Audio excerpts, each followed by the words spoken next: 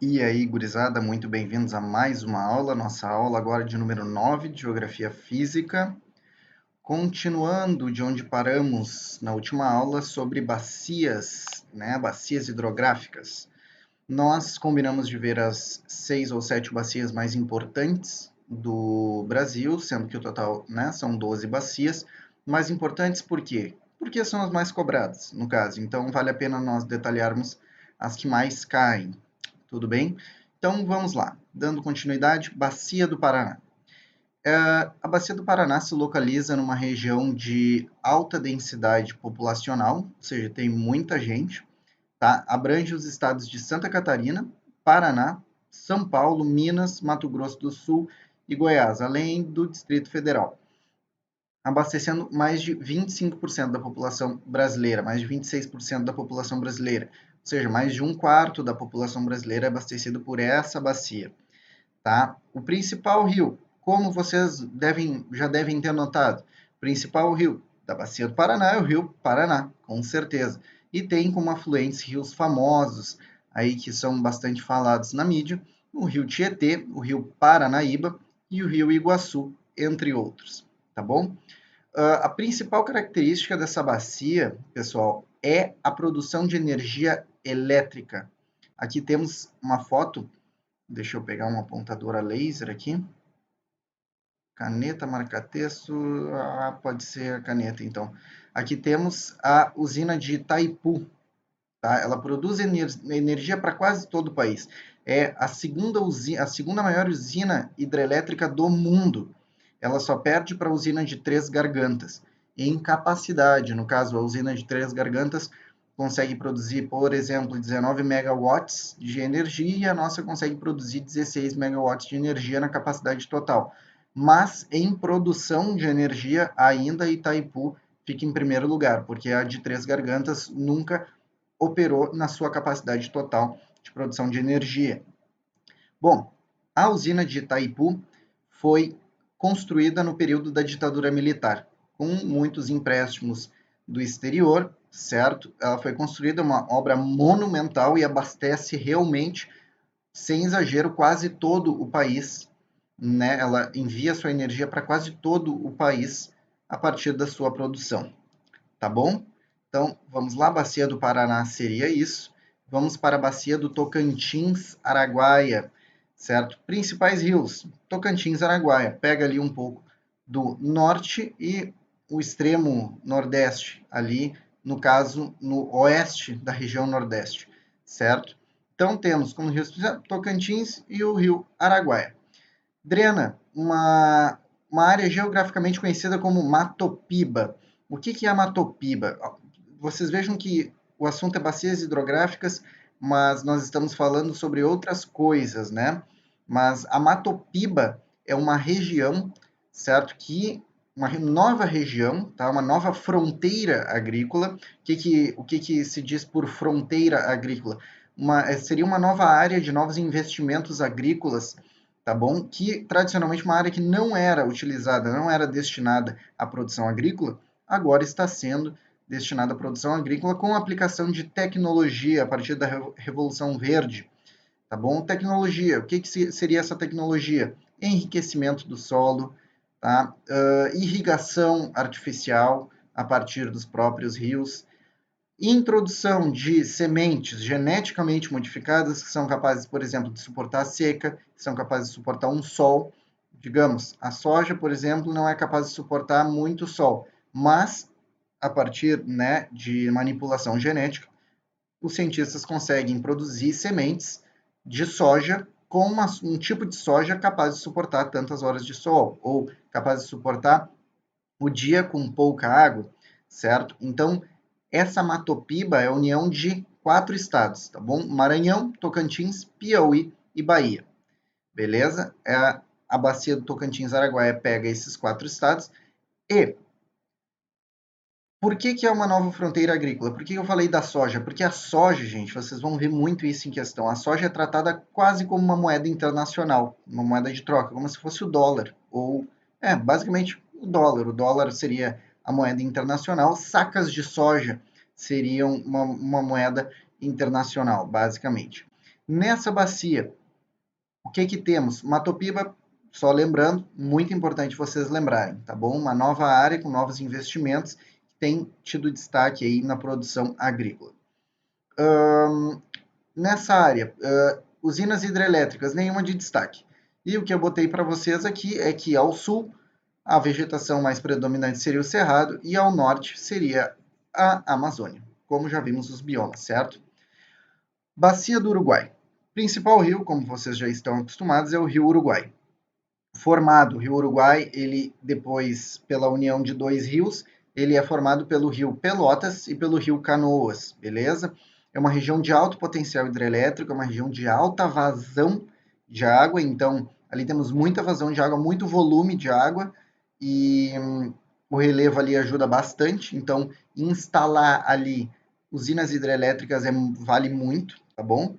Então, apresenta algumas. Eu botei o nome para vocês, não que vocês né, sejam obrigados a lembrar, mas temos as usinas de Itá e de Machadinho. De Machadinho, sempre muito recorrente aí na mídia, tá bom? Essa bacia drena uma região de alta relevância econômica, de alta produção agrícola, principalmente aqui no norte do Rio Grande do Sul, onde temos milho, soja e trigo, tradicional MST, que não tem nada a ver com o movimento, mas eu gravei assim. Nós veremos, claro, a produção de agricultura para cada região do Brasil, mas isso em aulas posteriores. Com intensa produção agropecuária. E bastante, temos aqui bastante, tá? Aqui mais ou menos ao norte do Rio Grande do Sul, temos a Mata Atlântica, tá bom? Então temos bastante devastação da Mata Atlântica e bastante, principalmente aqui e aqui, bastante devastação da Mata de Araucárias também, que é de um clima bem específico, tá bom? E, consequentemente, um prejuízo aos rios que fazem parte dessa região. Aqui. Vamos lá, Bacia do Paraguai. O principal rio, claro, não poderia ser diferente, o rio Paraguai. E essa área tem um alto índice pluviométrico. Só que assim, ó, vocês lembram que essa região aí é a região de qual bioma? O bioma Pantanal, tá? Então, o bioma Pantanal é o único no mundo. E por que vocês devem lembrar da Bacia do Paraguai? É muito importante lembrar da Bacia do Paraguai, porque como o bioma Pantanal é o único, sendo o único, ele chama muita atenção. Então, se alguma coisa, por exemplo, um problema ecológico acontecer nessa região envolvendo rios, que o Pantanal também ganha o nome por causa disso, né? Pantanal pantanoso, que tem bastante água, no caso, isso ajudaria vocês. Bacia do Paraguai, Pantanal, se tem algum problema fluviométrico, fluvial ali, desculpa, algum problema fluvial nessa região, o Pantanal já vai chamar bastante atenção, já vai dar algum problema ambiental ali com certeza. Ali também temos grandes problemas com extrativismo mineral e vegetal. Bacia do Atlântico Sudeste, essa sim é bem boa, tá? Eu não vou chamar muita atenção para vocês no nome de rios, para vocês gravarem os rios de tal região, porque de fato não é nem isso, não é uma coisa tão relevante. Mas a Bacia do Atlântico Sudeste drena, com a Bacia do Paraná, uma região assim de gigantesca população. Principalmente ali no Sudeste temos São Paulo, Rio de Janeiro, nossa senhora, ali já concentra muita população mesmo. Então aqui vamos ler um texto juntos, tá? Sobre a crise no Atlântico, na Bacia do Atlântico Sudeste, as secas, né, que ocorreram no sistema Cantareira, né, naquela barragem que abastecia o estado de São Paulo. A crise no estado de São Paulo, crise hídrica, é o evento que se refere ao momento crítico iniciado em 2014 no estado mais populoso do Brasil, no qual os níveis de seca e redução de oferta de água atingiram níveis preocupantes e poucas vezes vistos na história do local.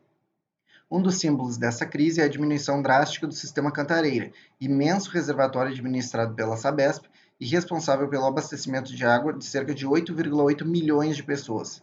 Né, vocês devem lembrar dessa época, foi muito noticiado.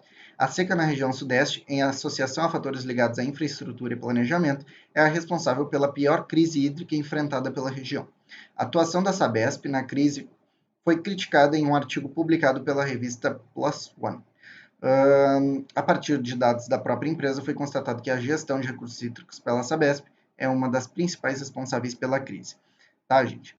Olha só, Sabesp, vocês não precisam saber o que é, mas para a administração, tá, de todas as águas que compõem o nosso Brasil, temos a ANA, que é a Agência Nacional de Águas. Aí já fica a dica para vocês usarem na redação. Bom, sobre as bacias hidrográficas, nós já vimos bastante coisa, bastante detalhado sobre, nós vimos as principais, as outras vocês podem ficar mais tranquilos. Se houver alguma questão falando sobre as outras bacias, vocês conseguem se salvar indo pelo clima, né? Pelos biomas que ali existem. Por quê? Porque nós já vimos o clima e isso tudo basicamente, se é um clima mais seco, teremos rios menos volumosos, mais secos, e a vegetação, por consequência, terá certas características que nós já estudamos também. Então, já vimos as principais e vamos voltar à geomorfologia, certo? As formas, né, que o rio pode originar. Então, os rios são tradicionalmente divididos em três partes: o alto curso, o médio curso e o baixo curso. E cada parte do rio vai apresentar sua estrutura bonitinha, tá? E que aquela parte do rio vai esculpir, tá bom? Então, no alto curso, geralmente em planaltos, certo? Alto curso, planalto, até que faz sentido. As águas possuem velocidade máxima, mas volume mínimo. Por quê? Porque estamos perto da nascente. Então, se nós estamos no alto curso e estamos perto da nascente, o que acontece? Não deu tempo para a água acumular. Então, ali a água só sai e vai indo até chegar no médio e baixo curso. Então, o volume lá em cima é mínimo e a velocidade é máxima. A velocidade de escoamento é máxima, a vazão máxima. Os sedimentos são grosseiros, por quê? Né, chamados de matacões. Por quê? Porque é logo no início do rio. Então, se tem uma pedra lá no início do rio, não deu tempo de ela ainda ser erodida. Ela vai ser erodida, ela vai ser desmanchada mais para médio e baixo curso. Aí ela vem daqui, vai sendo erodida, erodida, erodida, erodida, erodida, até chegar aqui e virar areia. Tá bom? Então, no alto curso temos matacões, ainda estruturas brutas. Não houve tempo suficiente para erodir. E geralmente são encontrados em planaltos, ou seja, na altitude mais alta de todo o curso, apresentando quedas d'água. Então, onde é que vocês vão encontrar cachoeiras e cascatas? No alto curso, beleza? No planalto. Então, aqui botei um desenho para vocês, alto curso, médio curso, baixo curso, bem bonitinho. Médio curso, aí já temos, né, uma complexidade maior. Temos médio curso, até que faz sentido, velocidade média, volume médio, tudo médio, uma transição. E sedimentos intermediários, seixos, tá bom? Nem matacões, nem areia, são entre matacão e areia, tá bom? E o início da formação de meandros. O que são meandros? Em vez de o rio, deixa eu pegar aqui, em vez de o rio seguir um curso reto,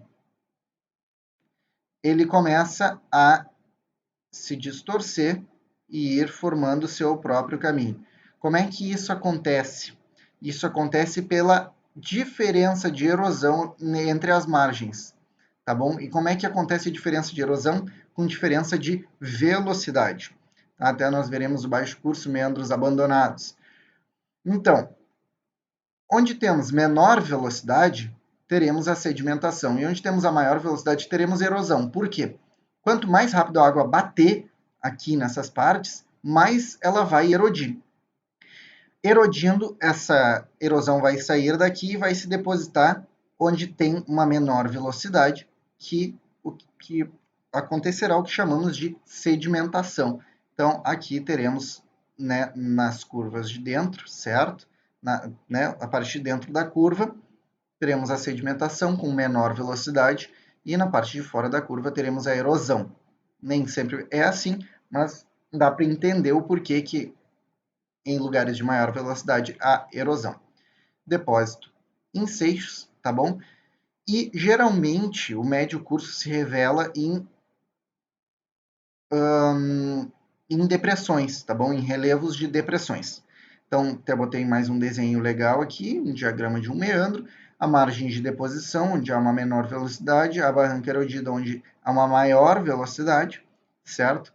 E este é basicamente o médio curso. Lembrando que essas curvas aqui chamam-se de meandros. É por isso que, quando nós falamos com alguém que está tentando nos enrolar, a gente diz: para de me enrolar com meandros, vá direto ao ponto. Para de ser discurso meândrico que tenta, né, ir se desviando para não chegar no ponto principal, tá bom? E o baixo curso? O baixo curso é o mais interessante que teremos aqui. Uma velocidade baixa, já é o final do rio, certo? Um volume máximo, porque a água de todo o rio que está saindo já se depositou, já se juntou lá no final. E temos sedimentos finos, completamente erodidos, em forma de areia, tá bom? E, basicamente, o rio faz isso aqui, certo? Vai do maior relevo para o relevo de maior altitude, para o relevo do relevo de maior altitude para o relevo de menor altitude, em planícies, tá? Tendo um vale largo e plano, tá bom? Formam-se meandros abandonados. O que são meandros abandonados? Aqui temos o curso do rio, digamos, o rio está indo aqui, e antigamente ele costumava fazer isso aqui, tá bom? Ele costumava, deixa eu pegar uma canetinha, ele costumava fazer esse trajeto. Só que um dia, o que aconteceu? Houve muita deposição de material erodido nessa curva aqui. E houve tanta deposição de material erodido que interrompeu o fluxo d'água e formaram-se esses meandros abandonados. Lembre-se destes meandros abandonados, que era, o rio costumava fazer um tipo de percurso, um dia erodiu demais aqui assim, e ele decidiu, não é que ele decidiu, a água seguiu no seu curso natural, desviando de tudo, tá bom? Então, peraí, deixa eu apagar para não ficar feio. Muito bem, vamos lá. Formam-se meandros abandonados, baixo curso em planície, e temos o fim do rio, que se chama a foz. E a foz nós teremos dois tipos de foz, né, dois estilos de foz, que são a foz em delta e a foz em estuário. A foz em delta, ela forma ilhas, tá bom? Onde há uma deposição do material ali, certo? Uma deposição de areia, e ela tem a formação dessas ilhas. Aqui no Rio Grande do Sul temos o delta do Jacuí, bastante conhecido. Temos o delta do Jacuí. E a formação de delta pode ser no deságue no mar ou no lago, tá bom? E a foz em estuário seria a foz tradicional, uma foz, né, normalzinha, com a terminação aqui bem aberta, e ela só acontece, é uma característica de um deságue costeiro no mar, tá bom? Sistema lacustre, que se diz sistemas de lagos, lagoas ou lagunas. Temos sim diferenças aqui em lagos, lagoas e lagunas. Temos a lagoa, que é um corpo hídrico isolado. Aqui ela não tem contato nenhum com rios ou com afluentes, contato nenhum. Ela é um corpo hídrico isolado. O lago, corpo hídrico tributado. Então, temos aqui um rio principal sendo tributado por outros afluentes e aqui a formação de um lago, tá? Esse lago tem uma continuidade, como se fosse uma abertura do rio principal, com outras tributações, tendo seu deságue, por exemplo, no mar. E a laguna é um corpo hídrico tributado com descarga marinha, certo? Então, temos a diferença entre lago e laguna. Laguna é somente descarga marinha e o lago pode ou não pode ser descarga marinha, mas mais tradicionalmente em outros lugares, tá bom? Padrões de drenagens de rios ou bacias. Nós temos um padrão de drenagem aqui que se chamam, né, exorreica, endorreica, arreica ou criptorreica. Padrão de drenagem. Então temos aqui o padrão de drenagem exorreico, por exemplo, digamos que aqui seja o mar. O exorreico seria um deságue direto, certo? Direto aqui a foz, liberando diretamente para o mar. O deságue endorreico seria o deságue de um rio em uma laguna, certo? E da laguna tendo outro deságue, tá bom? Então, endorreico seria em uma laguna, o exorreico seria sem nada, e o arreico ou criptorreico seria com padrão de rio intermitente, certo? Que não chega até aqui, ele seca, ou dentro, certo? O criptorreico seria dentro de uma caverna ou dentro de uma estrutura geológica, mas isso aqui muito raro ser cobrado. Então, o arreico seria, no caso, um deságue intermitente, com seca, tá bom? Rios perenes e rios intermitentes. Agora eu vou jogando uns pop-ups assim. Vazão ou débito, volume. O rio perene, ele, em todo o ano, sim, quando chegamos no inverno, ele diminui a sua vazão. Porque quando chegamos no inverno, geralmente é uma estação seca, tá bom? Por exemplo, no Cerrado. Então, o rio perene, ele diminui a sua vazão, mas ele não seca. Ele continua a vazão normal dele aqui, digamos de 10, ele diminui para 6, mas continua com 6, aí vai voltando ao verão e volta para 10, beleza? Sempre tem água. Perene é o que permanece, é o que sempre tem água. E o rio intermitente é o que, em um período de seca, ele realmente seca. Então, sua vazão cai a 0, geralmente no inverno, tá bom? Temos aqui os perfis, perfil longitudinal, tá bom? Do rio que eu botei para vocês. Ó, curso superior, o vale, né? Estreito, mas, ó, estreito com pouco volume, mas a maior velocidade, né? De água. O médio, aqui Planalto. O curso médio, o vale intermediário, certo? Com volume intermediário e acontecendo mais caracteristicamente em depressões. Aqui, o curso inferior, caracteristicamente em planícies, maior volume de água, menor velocidade, tá bom? Botei aqui para vocês verem que eu achei muito bom esse desenho. Aqui, altitude em metros, certo? O Planalto vai de baixo e o rio vai indo no seu curso natural. Botei um resuminho para vocês aqui, algumas informações bem relevantes. O leito fluvial vazante, ou pode ser o estado natural do rio, ou com uma seca, está bem, não com uma seca propriamente dita, mas com um volume de água menor. Quando o rio está em cheia, beleza? Ou quando o rio está em uma enchente, que daí ele exacerba, certo, seu corpo hídrico para o meio terrestre. Vegetação de ripária, como eu já falei para vocês sobre a vegetação de ripária. Vegetação de ripária é que fica nas margens do rio. Temos dois tipos, certo? A mata galeria e a mata ciliar. Função natural, controle erosivo no leito fluvial. Por quê? Quando chove, deixa eu pegar uma canetinha. Quando chove, aqui assim, essa água, ela pega algumas pedrinhas, alguma areia e ela vai sendo arrastada para o leito do rio, beleza? Só que a probabilidade de água a probabilidade de água arrastar essa areia para o leito do rio é menor quando nós temos a vegetação. Por quê? Porque a vegetação trava essa areia, a vegetação segura a areia que está sendo arrastada. Qual é o grande problema da areia ir para cá? O grande problema, o que se chama de assoreamento, esse acúmulo de areia, o grande problema é essa areia começar a ocupar um volume considerável no leito do rio. E aquela água que estava ali antes, ela não vai caber ali, porque tem muita areia. E aí, o que vai começar a acontecer? Enchente.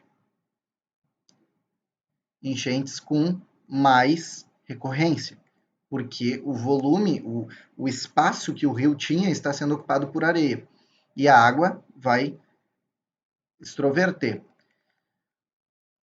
Por que que, então, é muito importante a preservação da vegetação de ripária, da mata ciliar ou da mata galeria?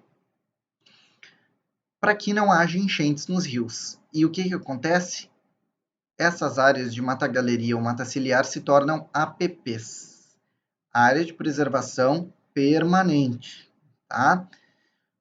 O que que acontece? Muitas vezes interesses econômicos se sobrepõem, né, à saúde ambiental e o pessoal começa a plantar. Ah, vou arrancar e vou plantar porque eu preciso ganhar mais dinheiro com a minha plantação. Aí chove, vamos desenhar de novo que isso aqui vale a pena. Aí chove, as raízes e os caules dessa vegetação não são capazes de segurar a areia, e a areia, opa, botei até marcar texto, mas a areia vai vindo, e a areia vai sendo arrastada, e aqui se deposita um monte de areia, e acontece o assoreamento do rio. Acontecendo o assoreamento do rio, por consequência, acontece enchente. Então, uma coisa que o cara achou que ia ganhar dinheiro, na verdade, ele se ferrou, porque aconteceu enchente e, consequentemente, a plantação dele vai para o ar. Tá bom? Aqui temos alterações né, no leito fluvial. Ó, desmatamento. Se tu desmata, tira a vegetação não segura mais essa areia e esses sedimentos que estão sendo carregados, vai acontecer o assoreamento. Lançamento irregular de efluentes. Se muito esgoto é jogado ali, esgoto não tratado, né, o lançamento irregular, esgoto não tratado vai vir com materiais, vai vir com sedimentos, matéria orgânica, principalmente fábricas, também rejeitos, né, esgoto domiciliar, esgoto doméstico, tá bom? Lixo também pode ocasionar o assoreamento, então isso tudo vai se depositando no leito, vai ocupando o espaço da água e acontece o assoreamento e as enchentes tão conhecidas aí do nosso estado e do Brasil inteiro. Algo sobre efluentes e afluentes, que eu acabei de falar para vocês. Efluentes é o que é lançado nos leitos, nos corpos hídricos. E afluentes é o que é recebido. Então, ó, o tratamento de água vai ser abordado pela professora de Química de vocês, até posso conversar com ela, para a gente combinar uma aula juntos, acho bem legal. Tratamento de água é bem importante. Então tá, afluentes. X, aqui temos a legenda, certo? X, ó, captação de água bruta, estação de tratamento de afluentes, que é o que recebemos, tá bom? Então, essa água do rio, a estação, a ETA, Estação de Tratamento de Efluentes, vai receber, tá bom? Essa água do rio, vai tratar essa água, por exemplo, lá em Porto Alegre é o DEMAI, e vai disponibilizar essa água para o núcleo urbano. Essa água, o núcleo urbano vai utilizar essa água e tal, vai lá, vaso, puxa descarga, e essa água vai para a estação de tratamento de efluentes. Essa estação vai tratar esse esgoto e vai deixar esse esgoto minimamente, digamos, tratado para que possa ser devolvido aos corpos hídricos e despejado no mar.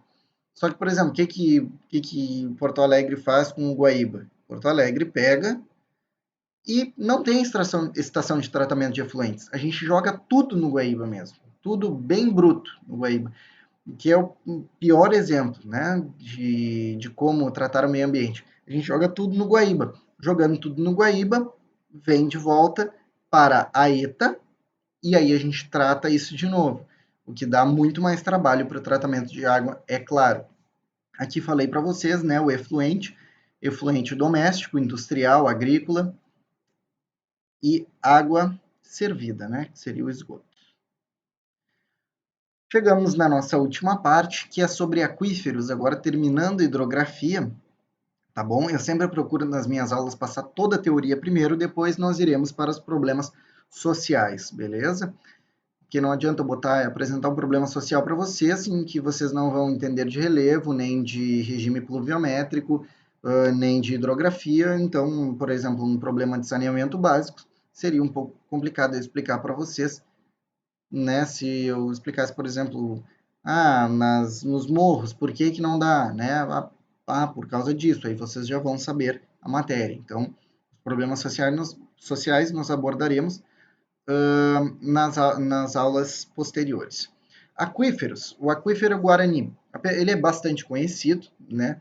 O aquífero Guarani, ele tem essa extensão monstruosa por 8 estados brasileiros, tá? E mais 3 países, então ele é muito grande mesmo, mas apesar de ser muito extenso, ele não tem o maior volume de água, ele não é, por muito tempo ele foi considerado o maior reservatório de água subterrânea, né?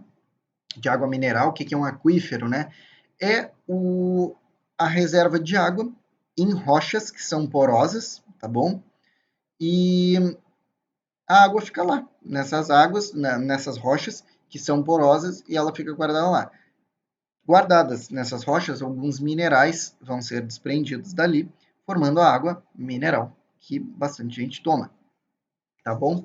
Então, mas ele não possui a maior quantidade de água. Quem possui a maior quantidade de água é o aquífero Alter do Chão. Ó, botei até aqui para vocês 45 mil quilômetros cúbicos de água. Cada quilômetro cúbico tem 1.000 litros. Opa, 1.000 litros não, eu nem sei fazer essa conta. Cada metro cúbico tem 1.000 litros. Me confundi. Na verdade, eu teria que calcular isso aqui, mas depois eu vejo. Além de estar presente em 8 estados brasileiros, estende-se para além do Brasil, né, Uruguai, Argentina e Paraguai. Esses aquíferos, né, os aquíferos são constantemente reabastecidos com água da chuva e água de alguns outros rios, né, que infiltram no solo e reabastecem, né, essas rochas porosas. Infelizmente, essa água ela não está sendo muito bem cuidada, e como essa questão que eu falei para vocês de infiltração, acontece que, por exemplo, numa lavoura, sei lá, eles usam agrotóxicos com metais pesados. Aí, esse agrotóxico, depois de fazer a sua ação, ele se deposita no solo, infiltra, vai para as camadas inferiores do solo, vai para o subsolo e entra na água do aquífero. Então, a água vai se tornando bastante poluída, não só com isso, como, por exemplo, se o rio é poluído e o rio vai infiltrar no solo, essa água poluída vai entrar e vai reabastecer o aquífero com água poluída. Então, botei aqui metais pesados, como mercúrio, agrotóxicos, muitas coisas bastante ruins, assim. Mas o aquífero Guarani é o maior em extensão e vai ser bastante abordado em prova. E temos aqui, como segundo, o aquífero Alter do Chão, área estimada. Botei para vocês aí. Vocês podem ver que a extensão dele é bem menor, mas ele tem 86 quilômetros cúbicos de água. É quase o dobro do aquífero Guarani, tá? Então, quase o dobro em uma área bem menor, né? A área não importa muito para vocês, mas uma área bem menor. Então, até nem botei 86 quilômetros cúbicos de água, mas temos o aquífero Alter do Chão. Ele é o maior reservatório de água subterrânea do mundo. Então, olhem a riqueza do Brasil, né? A riqueza natural do Brasil é absurda. Tá? A extensão é pequena ali, abrange os estados do Amapá, Pará e Amazonas, abastece 40% da necessidade hídrica do estado amazônico, poderia abastecer muito mais, mas tem muitas políticas bastante rígidas quanto ao aproveitamento dessa água. E a integridade está ameaçada pelo que eu já falei para vocês, né? Utilização, a agricultura, agropecuária, que aqui o pessoal não cuida mesmo, e infiltra e polui mesmo. É muito triste. Desmatamento na Amazônia também compromete o reabastecimento, tá? Se há desmatamento, há menos chuvas, certo? Porque aqui a região amazônica tem muita evapotranspiração, por ser uma mata, né? Uma floresta equatorial, apesar de ser um estado continental, né? Que possui mais continentalidade, é muito, muito, muito, muito úmido por causa dessa região de mata equatorial. Com mata equatorial tem muita evapotranspiração, com muita evapotranspiração, muita chuva, certo? Chove todos os dias.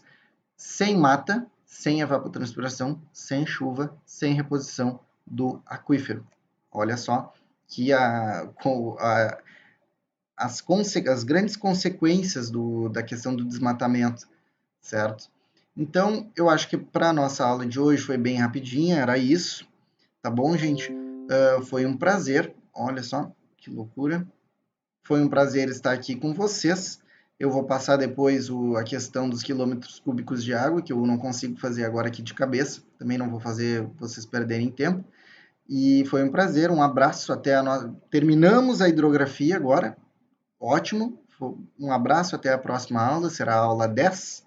Já estamos quase terminando nosso conteúdo, agora não sabemos aí quando será, né, o Enem. Temos o resultado da votação, mas se eles vão considerar mesmo ou não. Então, um abraço para vocês e até mais.